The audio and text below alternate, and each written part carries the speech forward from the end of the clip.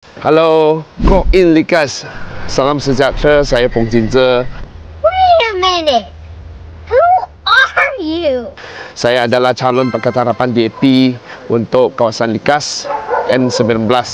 So, kali ini saya membuat keputusan untuk bertanding di kawasan Likas, bertekad untuk berkhidmat kepada rakyat di Likas. So, hari ini saya menjalankan program walkabout house to house di kawasan Likas. So, saya telah bertemu dengan rakyat, bukan saja minta sokongan mereka, dan juga saya mengambil kesempatan ini untuk berkhidmat kepada mereka sebelum saya jadi YB lagi.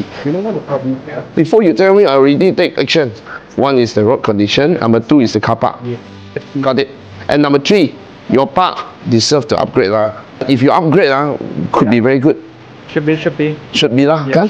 So saya membantu rakyat untuk membuat aduan berkenaan dengan masalah-masalah yang ada di komuniti ini. So saya telah melawat di sekitar Taman Seputi, Taman Bunion. Adalah sangat-sangat memberangsangkan, dan terima kasih atas sambutan mereka yang begitu baik sekali. Jinze bekerja, Likas bahagia.